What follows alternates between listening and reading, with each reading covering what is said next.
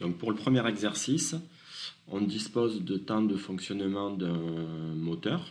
Donc ces temps vont de 77 heures, la valeur la plus petite, à 4494 heures pour la valeur la plus grande. Pour déterminer les paramètres de la loi de Webull, on nous donne sur la dernière page de ce TD un papier de Webull qui est déjà complété et la droite de Webull est déjà tracée. Donc nous allons aller sur ce document. Donc premier constat, le nuage de points qui a été tracé.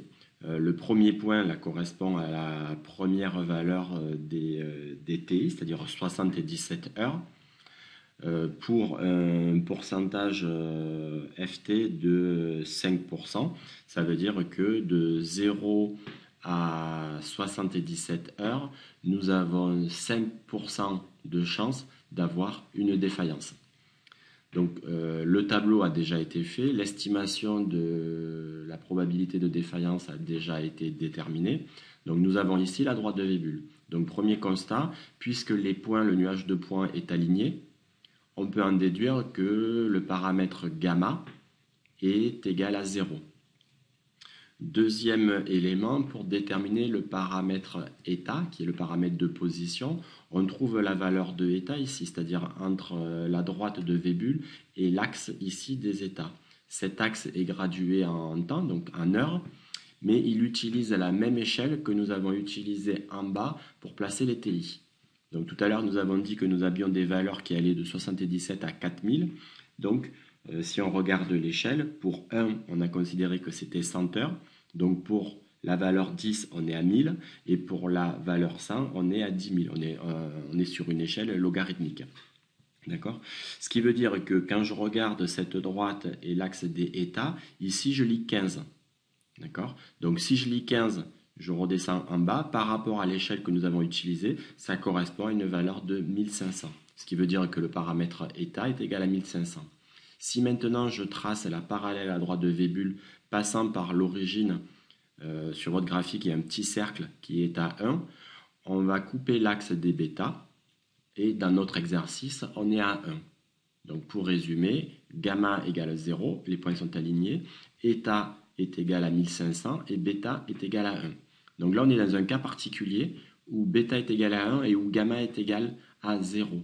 Dans le cours, vous pouvez voir que pour gamma égale 0 et bêta égale 1, on est dans le cas particulier où on a un taux de défaillance constant et où le modèle de Webull va se ramener à la formule de la loi exponentielle, c'est-à-dire R de t est égal à exponentielle de moins lambda t. Donc déterminer, nous les avons dit, de quelle loi peut alors se rapprocher le modèle de Webull? De la loi exponentielle. Quelle est alors la partie concernée de la courbe en B noire? Nous sommes sur la période du milieu, période de jeunesse, où le taux de défaillance est constant. Donc pour calculer la MTBF dans le modèle de Webull, on le voit ici, nous avons la MTBF qui est égale à A fois eta plus gamma. Gamma, nous avons trouvé égal à 0 et eta, nous l'avons trouvé égal à 1500. Voyons à quoi est égal le paramètre A. Donc pour cela, on regarde ici le tableau. Pour un bêta égal à 1, on voit que le A est égal également à 1. Ce qui veut dire que la MTBF est égale à 1 fois 1500 plus 0, c'est-à-dire la MTBF est égale à 1500. Donc pour déterminer la fiabilité au bout de 500 heures, il suffit d'écrire que R de 500 est égal à exponentielle de moins T divisé par 1500, et T nous remplaçons par 500, c'est-à-dire exponentielle de moins 500 sur 1500. Voilà.